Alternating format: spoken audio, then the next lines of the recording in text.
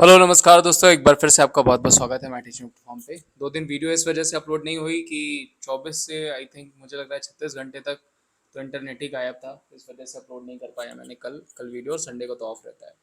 तो भारतीय इतिहास प्रैक्टिस सेट नंबर हम 1 प्रेजेंट करेंगे। मास्टर क्लास होगी, ये भी आपके आरपीए के एग्जामिनेशन जो कि अनाउंस हो चुके हैं आपके।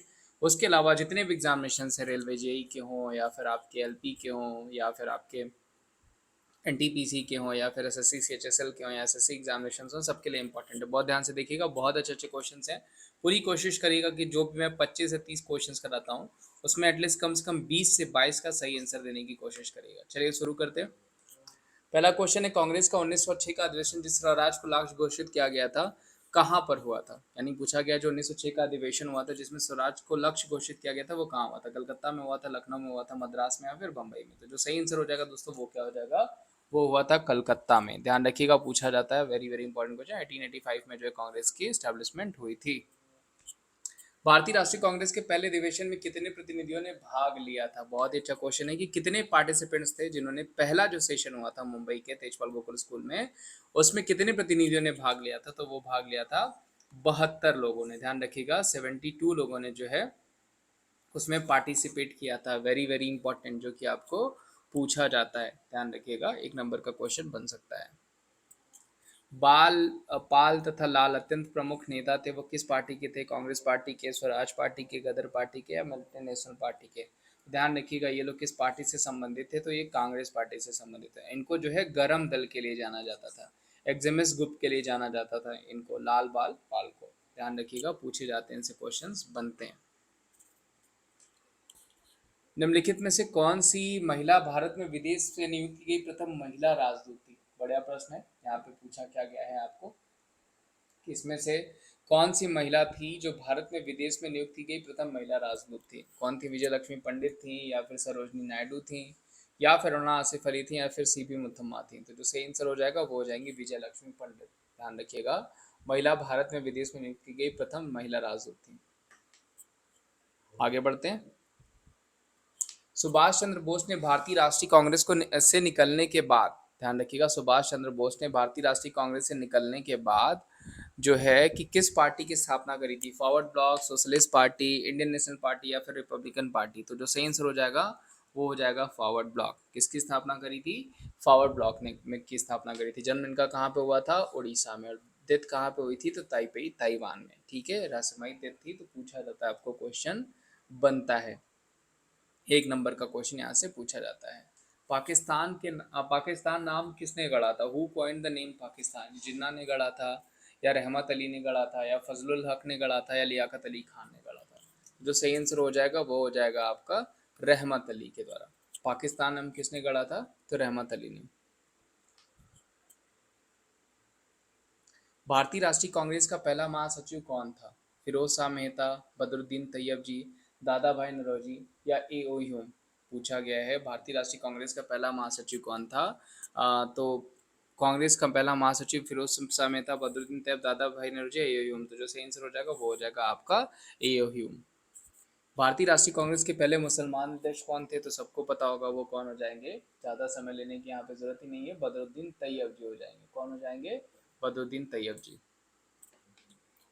निम्नलिखित में से किसने सभी तीनों गोलमेज सम्मेलनों में भाग लिया था? सरदार वल्लभ भाई पटेल थे या फिर आपके जो है कि जवाहरलाल नेहरू थे या फिर भीमराव अम्बेडकर थे या डॉक्टर राजेंद्र प्रसाद थे? तो जो सही आंसर हो जाएगा वो हो जाएंगे तीनों गोलमेज सम्मेलन में भाग लिया था भीमराव अम्बेडकर जी ने और तेज बहादुर सप्रू ने। ध्यान रखिएगा किसने लिया था? भीमराव अम्बेडकर जी ने और तेज बहादुर सप्रू ने। क्वेश्चंस बनते हैं, पूछे जाते हैं, ध्यान रखिएगा। वह कौन सा स्थान है जहां आचार्य विनोबा भावे ने 1940 में वैयक्तिक सत्याग्रह शुरू किया था? गुजरात से नादिया ग्राड है या फिर आंध्र प्रदेश से जो है आपका गुंटूर है, तमिलनाडु से उडियार है या महाराष्ट्र से पवनार है? तो जो सही आंसर हो जाएगा वो हो जाएगा आपका महाराष्ट्र से पवनार। विधवा पुनर्विवाह अधिनियम किसके शासनकाल में लागू किया था? डलहौजी के, कैनिंग के, हेनरी हार्डिंग के या लॉरेंस के? तो जो सही आंसर हो जाएगा, यानी जो वीडो रीमैरिज एक्ट अब इम्प्लीमेंट किया गया था वो किया गया था कैनिंग के समय में। किस गवर्नर जनरल ने दास प्रथा को समाप्त कर दिया था, यानी स्लेवरी को एबॉलिश कर दिया था? किसके द्वारा? कार्नवालिस के द्वारा या फिर जो है अलन बरो के द्वारा या फिर विलियम बेंटिंग के द्वारा या जामसोर के द्वारा? तो जो सही आंसर हो जाएगा वो क्या हो जाएगा, वो हो जाएगा जिसने दास प्रथा को समाप्त किया था, वो हो जाएगा अलनबरो। अपने शासन काल में किस वायसराय की हत्या हुई थी? तो पता है आपको कि किसकी की गई थी, पठान बंदियों के द्वारा अंडमान निकोबार में मेयो की गई थी। किसने बंगाल में दोहरी सरकार प्रणाली को समाप्त किया था? क्लाइव ने, कार्नवालिस ने, हेस्टिंग ने, इसमें से किसी ने नहीं। तो जो चलाया था वो था क्लाइव, और जिसने खत्म किया था वो कौन हो जाएगा, वो हो जाएगा आपका जिसके द्वारा खत्म किया गया था वो हो जाएगा वॉरेन हेस्टिंग्स, बंगाल का पहला गवर्नर जनरल। ठीक है, ध्यान रखिएगा, जिसके खिलाफ इम्पीचमेंट भी लाया गया था, और खत्म शुरू किया था क्लाइव ने, डाचे सिस्टम खत्म किया था वॉरेन हेस्टिंग्स ने।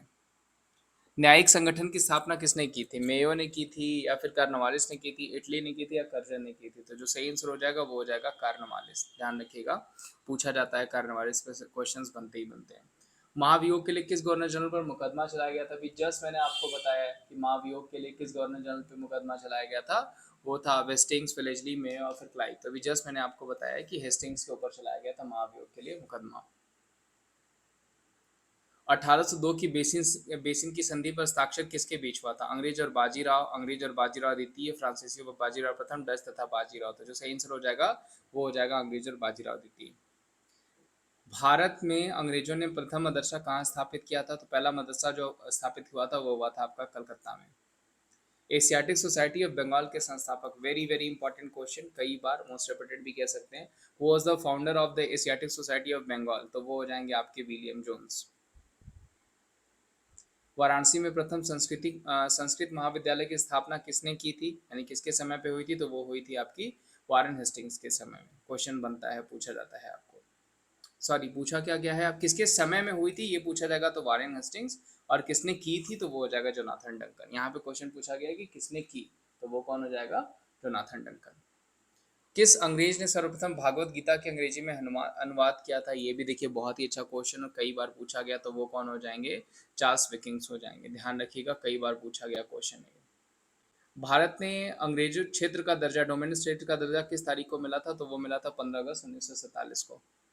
गांधी जी की विशेष वस्तुओं को बहिष्कार के आंदोलन का लक्ष्य था? पूर्ण स्वतंत्रता, कल्याण राज्य का प्रोत्साहन, कुटीर उद्योगों को प्रोत्साहन, या ब्रिटिश विरोधी भावना पैदा करना? तो जो सही आंसर हो जाएगा वो हो जाएगा कुटीर उद्योगों के लिए प्रोत्साहन के लिए किया गया था।